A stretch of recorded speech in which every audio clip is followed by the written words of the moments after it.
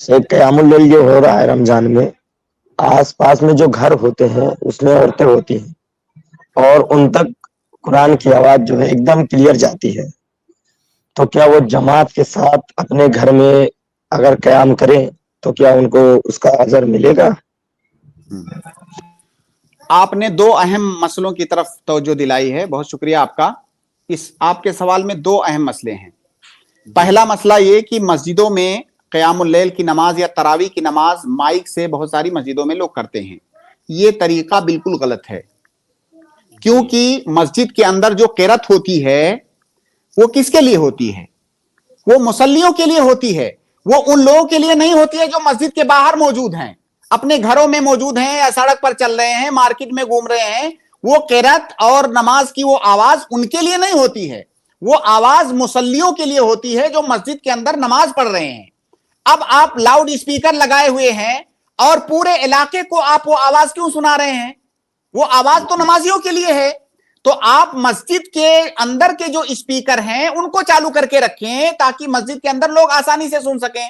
مسجد کے باہر کا جو لاؤڈ اسپیکر ہے، اور بہت ساری مسجدوں میں تو بہت مطلب وہ لاؤڈ اتنا لاؤڈ ہوتا ہے کہ بہت دور تک آواز جاتی ہے، تو یہ طریقہ درست نہیں ہے، اور اس میں بہت ساری خرابیاں بھی ہیں۔ ظاہر ہے خاص طور سے ہم لوگ جہاں پر جس معاشرے میں جس ملک میں ہیں، یہ کثیر المذاہب ملک ہے، محلے میں دوسرے دھرم کے دوسرے دین کے لوگ رہتے ہیں، آپ ان کو کیوں ڈسٹرب کر رہے ہیں؟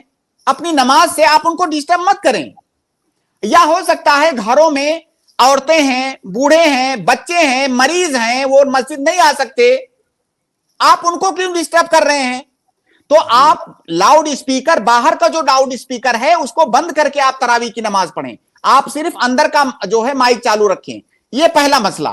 دوسرا، آپ نے کہا کہ وہ آواز جو جاتی ہے گھروں میں، تو کیا عورتیں وہ آواز سن کر کے ان کی مطابقت کر کے ان جماعت کے ساتھ نماز پڑھ سکتی ہیں؟